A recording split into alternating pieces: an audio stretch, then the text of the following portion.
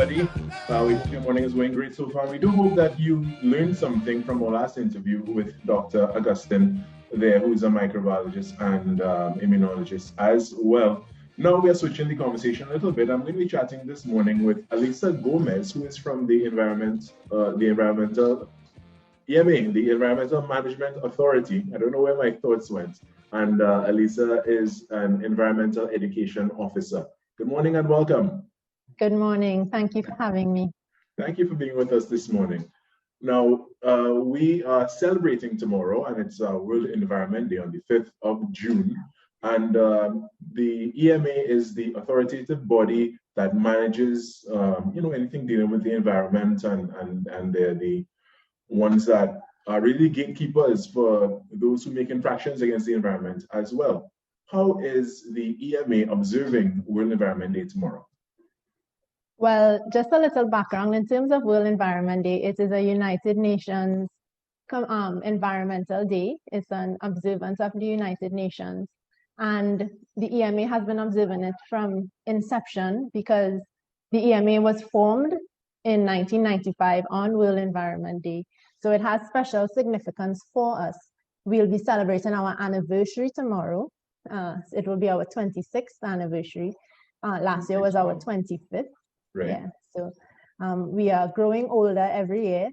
And in terms of commemorating World Environmental Day, we are keeping it quiet this year because we just came out of our Greenleaf Awards, where we would have recognized the work of individuals throughout Trinidad and Tobago who have been involved in environmental conservation, protection, and so on for the past 25 years. That was done on Earth Day, on the 22nd of April. So World Environment Day is a little quieter than usual, but it is our anniversary.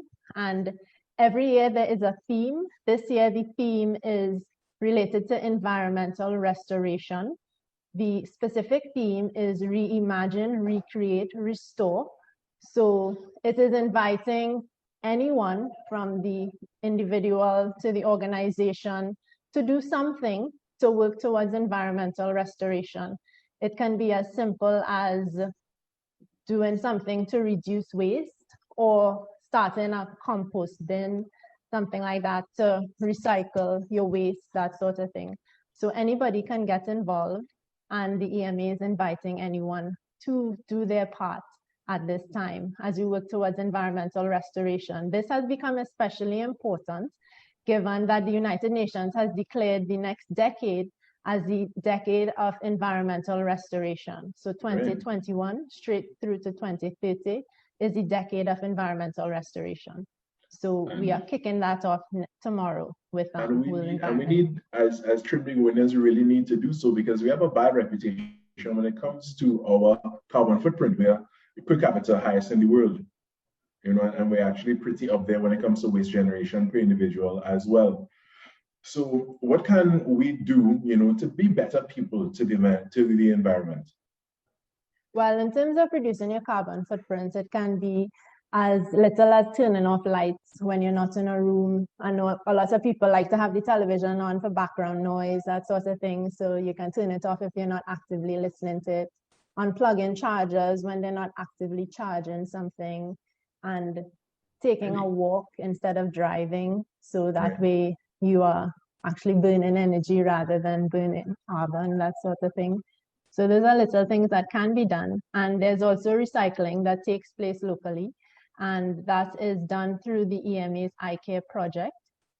So you can take your recyclable materials, beverage containers, plastic, Tetra Pak, which is like the juice packs and so on, aluminum cans and glass. They go in the iCare bins and they are collected and sorted for recycling. So there are lots of things that anybody can do in terms of reducing your carbon footprint or working towards reducing waste in general. Now, in Trinidad, widespread recycling, as you were mentioning recycling earlier, we know that as you were just mentioning, the EMA has the iCare program as well as the there's organizations like SwimCall and stuff that engage in recycling as well. But why is it not a national thing? Why is it not like in other countries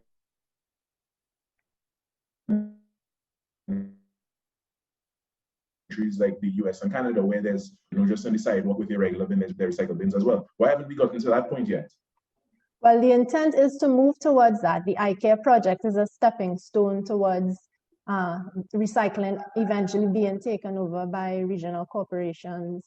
So there have been pilot projects in different regional corporations where there would have been curbside pickup that would have been done in the past, and that is the intention, because the iCare project is a project. It has a duration, and at the end, for it to continue, it would be a matter of it being taken over by the state and the regional corporations for implementation on that level. So it is a work in process. That is very heartening to learn, because I've been wondering for years, why don't we have mainstream recycling? So that's great to know that the work is happening and it will come online soon enough. When it comes to our energy and energy consumption now, I understand that our electric plants run on fossil fuel. How true is that? Yes, the majority of our energy is produced using fossil fuels, natural gas at present. And right. Yeah. So how sustainable is it then, even when we are trying to move toward things like electric vehicles and such, would it not be foregoing the gasoline itself to power something that is ultimately burning fossil fuel in any case? Yes, and there are projects that are currently being worked out, developed, and so on, that would allow for a local solar farm. I know that the Ministry of Energy is involved in terms of an area in central Trinidad, and in terms of developing that. So there are things that are happening that the Ministry of Energy is taking the lead on in terms of implementing for a national scale sort of thing. That is really some great news, because again, these are things that the average man on the road wouldn't see happening. They wouldn't understand that these things are going on, and to really know that we are making those steps in the right direction. Even as we lead up to World Environment Day tomorrow and stuff, it's great to know that these things are going on in the background. And when it comes to further plans for alternative energy, clean energy, is there anything that is on the table right now with the EMA? Well, the EMA has a greening committee right now, and we are strategizing and working towards greening the EMA's operations. So that is ongoing as well.